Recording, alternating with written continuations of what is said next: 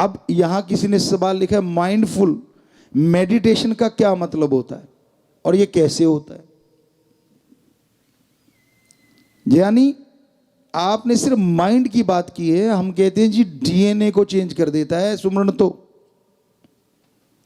और डीएनए अगर पावरफुल होगा तो नेचुरली क्या माइंड, क्या ब्लड सेल सब मजबूत होते चले जाएंगे, हर चीज मजबूत होती चली जाएगी। पर वो मेडिटेशन होता कैसे है? कई तरीके हैं। एक तो आलती पालती मार के बैठना, आसान आसन, इसे ध्यान में कहते हैं। ज्यादातर माता बहनें पालथी मारे बैठे, पलाथी मार के बैठना, ये आलती पालती, बच्चे भी बैठे हैं। इससे क्या होता है, हम खाना भी इंडियन कल्चर में ऐसा खाते थे। मेडिटेशन की बात करते हैं लेकिन आपको खाने की भी बताते हैं। हम खाना ऐसे खाया करते थे पुरातन समय में, पालथी मार के आगे ऐसी कोई फट्टी रख लेते थे, या राजस्थान साइड में या कोई अच्छा सा कपड़ा। इसकी वजह क्या थी? ये जो पालथी है ना, पालथी से क्या होता है, जो हमारा ऑक्सीजन लेवल है, एज ए साइंटिफिक तरीका, पहले आपको वो बता रहे हैं क्योंकि हम नॉन मेडिकल के स्टूडेंट रहे हैं और विज्ञान को बहुत मानते हैं, पर बेचारी विज्ञान बहुत छोटी है, धर्म विज्ञान का महासमुंदर है, क्योंकि हमारा विज्ञान में बेइंतहा रुचि। तो होता क्या है, जैसे ही हम आलती पालती मारते हैं हमारा ऑक्सीजन लेवल नीचे से, क्योंकि ऐसा करने से ब्लॉक हो जाता है, मतलब कम हो जाता है ऑक्सीजन लेवल, और रह जाता है कहां, ऊपर की साइड, ये नाभि से लेके ये वाली साइड ऊपर। और खाना कहां आता है, खाने के बाद इधर ही आता है। और ऑक्सीजन क्या करती है, आपका हाजमा दुरुस्त कर देती है। ज्यादा ऑक्सीजन जब यहां घूमती है तो खाना दुरुस्त होगा, बहुत सारी गैस या बीमारियां ऐसी उनसे बच जाते हैं। अब आगे बात मेडिटेशन की, ये तो खाने का, कि हमारी विधि कोई भी पुरानी खराब नहीं थी, खराब तो कर दी विदेशी कल्चर ने। ऐसी ऐसी टाइट पैंटे पहने बैठे हैं बच्चे, उनसे पालती नहीं बज रही, बज गई तो नीचे से चर्र की आवाज कब आ जाए क्या पता। तो मेडिटेशन जब करते हो आप, तो मेडिटेशन के टाइम होता क्या है, ऐसा बैठने से बिल्कुल सीधे, वैसे नहीं बैठ सकते। तो ये देखो जो बुजुर्ग हैं, या और ये हमने भी तो बना रखा है चौकी। अरे कभी ऐसा भी टाइम होता होगा, शराब एक बोतल पे भी 500 से लेके 1000, 1500, 2000 तक लगा देते होंगे आप। क्या इतना सी चौकी सी नहीं बना सकते क्या? ऐसी बनाओ, सोफे में तो धस जाओगे। ये तुम्हारे वाली थोड़ी पीछे से स्ट्रांग है, इसके अंदर धसते नहीं, नीचे से हल्की सी नरम है। तो इसमें ऐसे पालथी मारो, बैक सपोर्ट हो गई, पालथी भी लग गई, और अपना ध्यान यहां, यहां एक दरवाजा है, जैसे हमारे, आपको लगता है बॉडी का कुछ भी बाहर नहीं, नहीं, 9 दरवाजे हैं, 2 कान, 2 आंख, 2 नाक, 1 मुंह और 2 इंद्रियां। जो ये 9 दरवाजे खुले हैं बाहर की तरफ, जो बॉडी के अंदर जाते हैं। तो ऐसे एक यहां 10वां है जो दिखता नहीं है, पर यहां ध्यान देके ऐसे पालथी मार के, अगर वो जो इन्होंने कहा माइंडफुल मेडिटेशन, या डीएनए को चेंज करना चाहते हैं आप, तो ऐसा बैठने के बाद कमरे में अगर अंधेरा हो तो नंबर 1, नहीं कोई बात नहीं, लाइट जलने दो, आपका आंखें बंद हैं, पींट कर लो, और डिम लाइट 0 वाट कहा करते थे, अब तो पता नहीं वो आता है कि नहीं। हम तो एक बैटरी के बल्ब भी जलाया करते थे बिजली से, हमारे कमरे में वो इतनी लाइट होती थी, बिजली का एक जो बैटरी का बल्ब होता है उस जैसा बल्ब, 0 से भी मतलब माइनस में ही था सौदा। तो वो अंधेरा हो गया, आप बैक कर लो, नेचुरली आपके लिए अंधेरा होगा, कमरे में रोशनी है। कई कमरे में अंधेरे से डरते हैं, नेचुरली कोई ना कोई कारण होता है उसका, पिछले जन्म का या बचपन का। तो अब अंधेरा हो गया, आंखें बंद।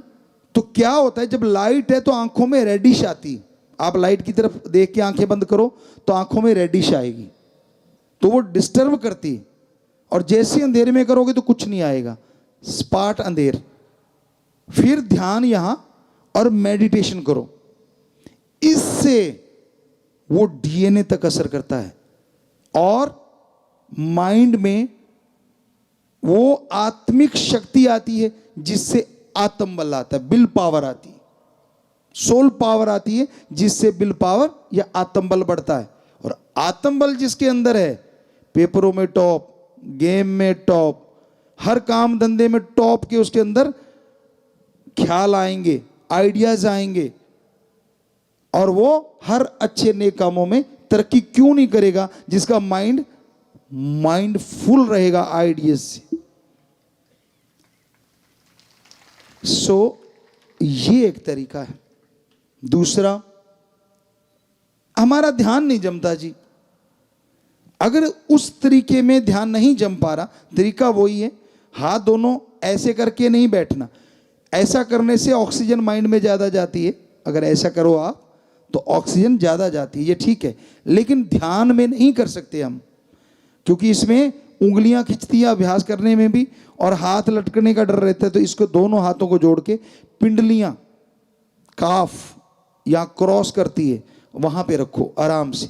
कोहनी जांग पे आ गई, दोनों हाथ पिंडलियां या क्रॉस काफ क्रॉस करती है वहां रख दिए आराम से, ऐसे जोड़ के इस तरह से आराम से ऐसे रख लिए, और ध्यान यहां रख के, अगर ध्यान में आपका ध्यान नहीं लगता मेडिटेशन में, गुरु मंत्र में, तो कोई कमरे में होना नहीं चाहिए। कोशिश ये हो कि आवाज बाहर ना जाए, उतनी ऊंची आवाज में बोल के सुमरण करो, बोल के, आंखें बंद हैं, बोल के। इससे क्या फर्क पड़ता है और क्यों पड़ता है? आंखें तो बंद हैं, आंखें तो यहां लगी हुई हैं, एक द्वार आपने फिक्स कर दिया, लेकिन ये द्वार, ये और ये, यानी 8 द्वार फ्री हैं बॉडी में कुछ लेने के लिए। और जैसे आप बोलते हैं तो आप सोच के देखो, पूरी फुल बॉडी में पॉजिटिव एनर्जी आ जाती, सारे द्वार के द्वारा वो राम का नाम अंदर जाता है। उससे आपका ध्यान इधर उधर जाने का सवाल ही पैदा नहीं होता। आप में से बच्चे कुछ प्लेयर बैठे होंगे, जब एक गेम खेलते हैं, एक उदाहरण देना चाहते हैं आपको, चलो बैडमिंटन ले लेते हैं। आप बैडमिंटन खेलते हो, गेम भी एक मेडिटेशन है। कैसे? जब गेम खेलते हैं, वो जो कोर्ट है हमारा ग्राउंड, आपका पूरा वर्ल्ड वो ग्राउंड होता है, आपका पूरा फोकस रैकेट और शटल में होता है। तब दुनिया किधर है, कौन क्या है, किधर कौन है, कुछ पता नहीं होता उस घंटा 1.5 घंटा जो आप खेलते हैं, या 15-20 मिनट आधा घंटा। तो हो गया ना मेडिटेशन। यानी सारी तरफ से ध्यान हटा के एक तरफ फोकस करना, इसी को मेडिटेशन। पर यह है method of meditation, prayer of God, God के लिए प्रैक्टिकली मेथड ऑफ मेडिटेशन। तो जैसे वो गेम के टाइम एक मेडिटेशन हो गया, माइंड कहीं भी नहीं जा रहा, पर शटल और रैकेट में और सामने वाले खिलाड़ियों में कि वो क्या कर रहा है, क्या करेगा, उस ग्राउंड के अंदर आपकी पूरी दुनिया सिमट जाती है। और बंद होते ही पूरी फिर से काम शुरू हो जाता है, घर में, परिवार में, इधर उधर। तो बोलेंगे ना जब आप, तो आपके जितने भी द्वार हैं उनके द्वारा भी आपकी फुल बॉडी को एक एनर्जी प्रकट होती है, ताकि आपके यहां पहुंचने में आपको मदद मिले। आपका ध्यान जमने लग जाएगा। जब एक बार जमने लग गया, फिर ऊंचा नहीं बोलना। कारण कि जब हम ख्यालों से, विचारों से बोलते हैं, ध्यान तो जमने लग गया, फिर क्या होता है, सिर्फ माइंड में सर्कुलेट होता है वो बहुत जोर से, बाकी तरफ से सुनना हो जाता है शरीर, ध्यान ही नहीं रहता।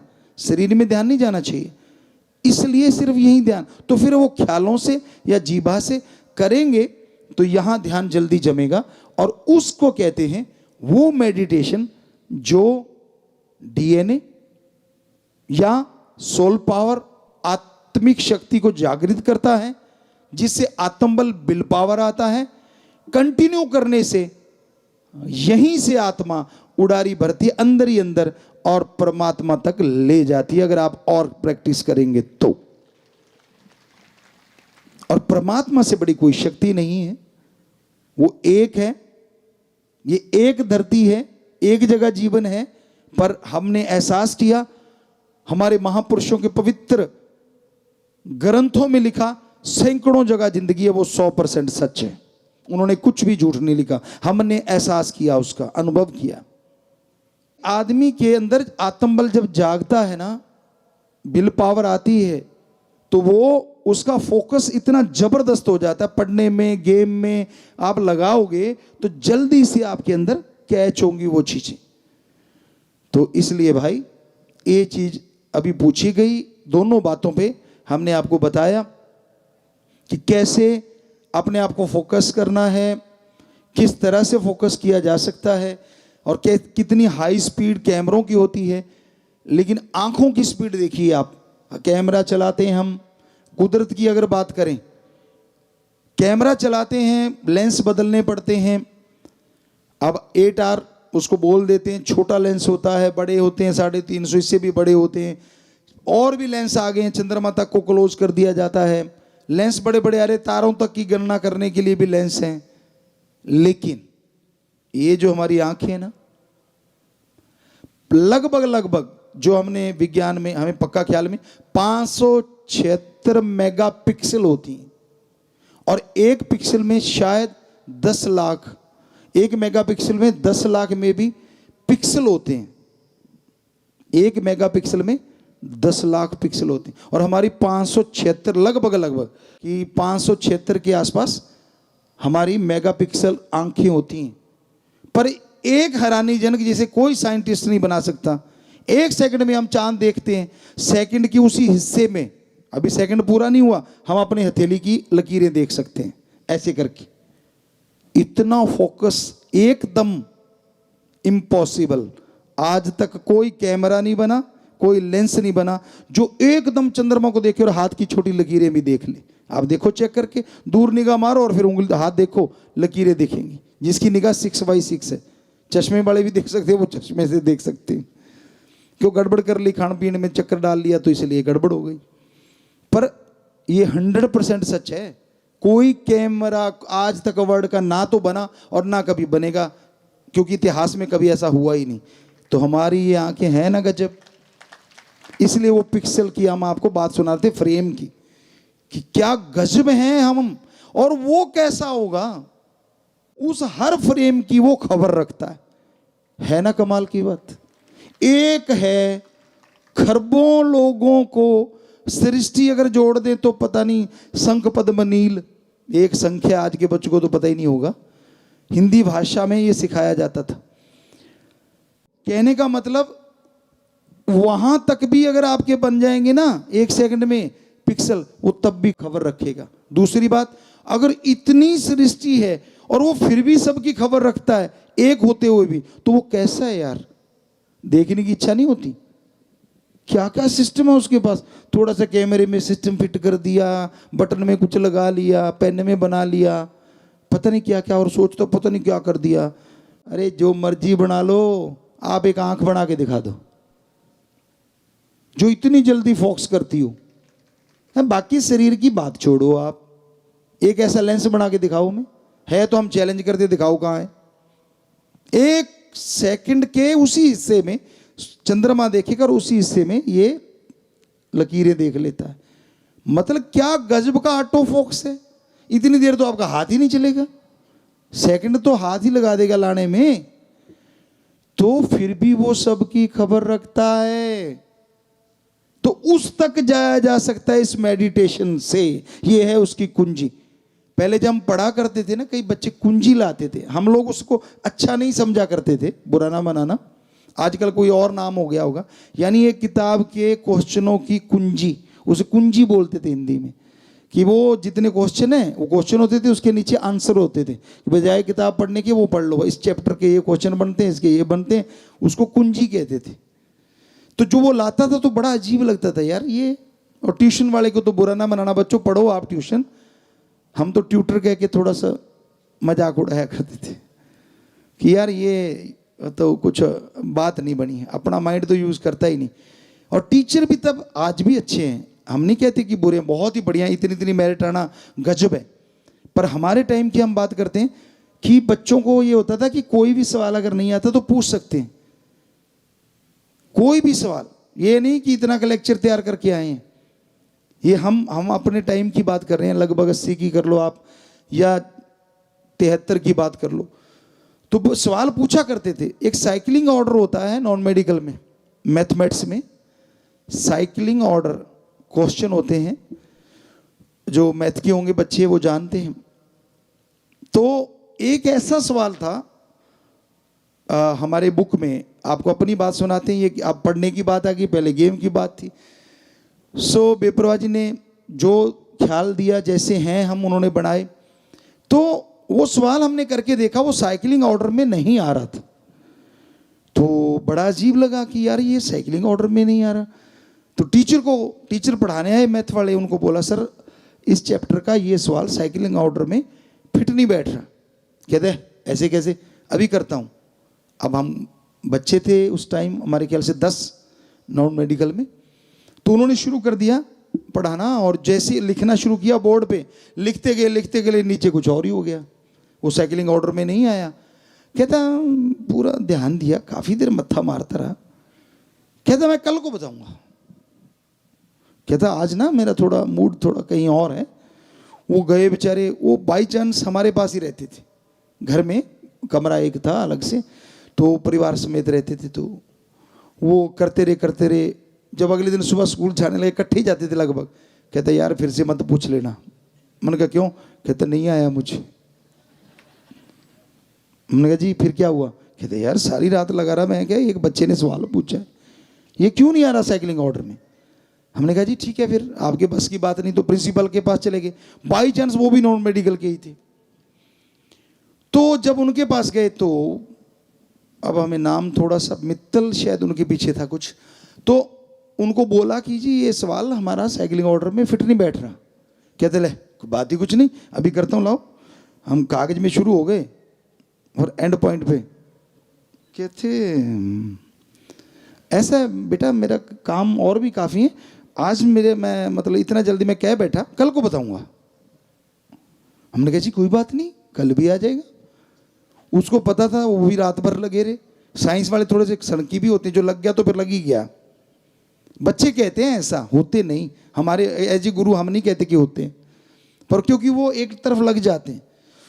तो अगले दिन जब फिर हम उनके पास पहुंचे, तो उन्होंने दूर से देख लिया, भी आ गया। कहते बेटा मैंने अजमेर बोर्ड में तेरा सवाल भेज दिया है, वो जाएगा डाक के द्वारा, फिर वो आएगा तब बताऊंगा। भाई मेरे हाथ खड़े हैं, मेरे को नहीं आता। हमने कहा जी ठीक है।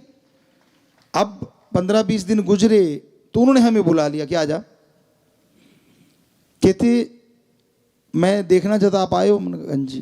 कहता कोई बात नहीं, आप प्रेयर में बात करते हैं। अब प्रेयर में बात करी, और वहाँ टीचर थे, सारे थे। तो कहता भाई ये लड़का क्या कमाल का है, इसने एक सवाल निकाला साइकिलिंग ऑर्डर का, मैथ का, और वो ना टीचर से ना मेरे से किसी से नहीं हुआ। मैंने वहाँ भेजा, और वहाँ से ये लिख के आया कि ये छपने में गलती है, ये बुक में गलत छपा हुआ है। हमने कहा जी अगर यही ऐसा ही आ जाता तो हम क्या करते, क्योंकि इसका अगर हम जवाब कैसे देते। तो फिर उन्होंने बताया कि देखो ये बच्चा भी है जिसने बाल की खाल निकाल दी, जो हम लोग नहीं, क्या लिखने वाले, बुक लिखने वालों के बाद उसको चेकिंग की जाती है, बड़े बड़े प्रोफेसर या करते हैं, कहते वो नहीं निकाल पे, ये इसने निकाल दी। गजब, उसने हमें शाबाशी दी सबके सामने। सो कहने का मतलब, आदमी के अंदर अगर विल पावर है, आत्मिक शक्तियां हैं, तो ये चीज़ें होती है। क्योंकि हमने बचपन में 5 साल की उम्र में या 6 साल की उम्र में गुरुमंत्र ले लिया था। 73 का कह लो, 72 का कह लो, वो बोलने में लिखने में 73 का कह दिया तो इसका मतलब वो सच है। टाइम वही था, साल इधर उधर में कोई फर्क नहीं पड़ता। हम तो यही कहते होते हमेशा से 72-73, क्योंकि बहुत छोटे थे, 5 या 6 साल के। तो वो मेडिटेशन का कमाल है। तो बच्चों पढ़ाई में भी ये गजब करता है। कहीं आप सोचो कि ये ऐसे फजूल की बात है, तो इस तरह से ये आज मेडिटेशन की बात आपको बताई।